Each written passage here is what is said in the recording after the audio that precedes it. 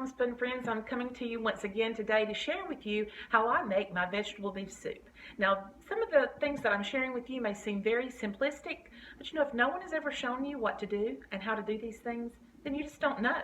And I found that a lot of young people today really don't know the simplest things about the kitchen because they've never been taught. They've been brought up with someone doing it for them, and then they never really learn the skills themselves, and they get off in school or off on their own, and they really don't have a clue about the simple things in the kitchen. And so it's wonderful to go step by step and show people just how we make things.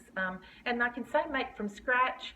If you don't have a garden coming in, if it's the wrong time of year, then you can use canned goods and you can use canned vegetables to make your vegetable beef soup, and it'll still turn out wonderfully well. And that's what I have done last night when I made a dinner. I made homemade vegetable beef soup, and I use vegetables out of cans. And so you can do that, and it can still be a healthy, delicious meal. Now, the great thing about vegetable beef soup for a family is that you can store your leftovers, just make a double batch, and then store your leftovers in the freezer. And that is something that warms up very well on a day when you're tired and you're coming in, everyone's hungry, and you don't have a lot of time. You can just pull that out of the freezer and heat it up.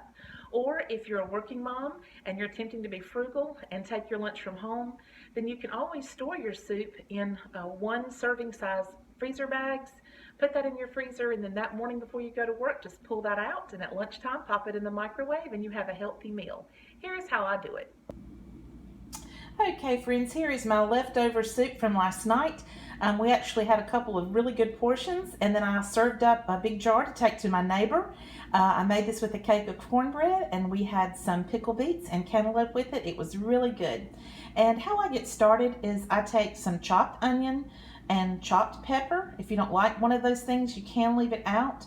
I sprinkle a little onion powder on that and let that saute in some olive oil in a large pot. I just try to put all of this in one pot to cut down on, having to wash so much.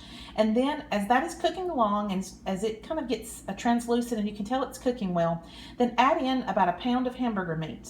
Now, if you're a vegetarian, as my daughters were, and you want to add in some soy replacement, you want to wait to the end of this process to do that. But if you're using hamburger meat, go ahead and brown your hamburger meat, and then once it's all done, drain off the grease. Put it back into the pot and then start adding your vegetables. Now, you can use any vegetables that you like, anything that you might have in your freezer, anything that you might have in cans, or even something fresh out of your garden. Now, if you use something that's fresh, it may take a minute more to cook, so be mindful of that. But if you're using things that are already in a can, they're cooked, and all you have to do is let them get really good and heated through. And to this process, as I added in corn, I added in a can of pinto beans. I didn't to this, but you can add in black beans. I added in peas and carrots. And let's see, I'm trying to remember what else I added in. You really can toss in anything that you want to. And then once that mixture is boiling along, there's two more things that I add to make my soup tasty. Oh yes, and another thing I add that's very important, and that's your diced tomatoes. You can use the kind that are seasoned with basil, or you can just use the plain tomatoes. Typically what I use is petite sliced or petite diced tomatoes because they're bite-sized pieces and they tend to cook up really well in soup. So, but whatever you have on hand, if you don't have that on hand, use what you have and you can make it work. And then as that is boiling along, I add in some of this home-style stock. Now, this is made by Knorr, and it has not been around that long, for a few years, and I really, really love how it makes my soup taste. This is the beef. I'm going to try to pull it out and show you what the little package looks like. It looks like this. It is a wonderfully great little seasoning packet. It's like a dollop in there. You just put that over into your boiling vegetables, the soup mixture, and let it break down. I also typically add a packet of dry ranch dressing. It can be Hidden Valley. Typically, I use the knockoff brand because it's so much cheaper, but you can use whatever you have. And that just adds some more seasoning to your soup. Now, some people add other things to their soup. They might add bouillon cubes or other seasonings that they like, and so you do that. Here is a picture of the home stock vegetable cups. They're just like the beef. But if you're making the beef now, which is what I have here, you're going to let this break down along with the packet of ranch dressing, and then you're ready to go. That is all that I do to make my homemade soup. And then when I'm finished, I can put it in this jar and use it throughout the week, or like I say, you can freeze it up in individual portions.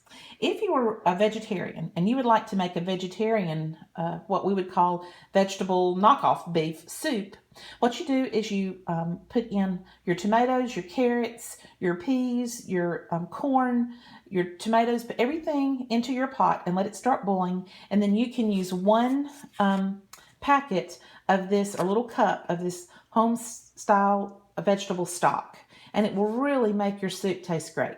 Now, the reason that I'm telling you a lot about vegetarians is because when my twin daughters were 11 years old, they decided that they were going to be vegetarian. And my life changed at that time because I had two sons that loved to eat meat, and then I had two daughters that didn't eat meat at all. And so a lot of times I had to make two different dinners, or try to incorporate one dinner where everyone could be fed.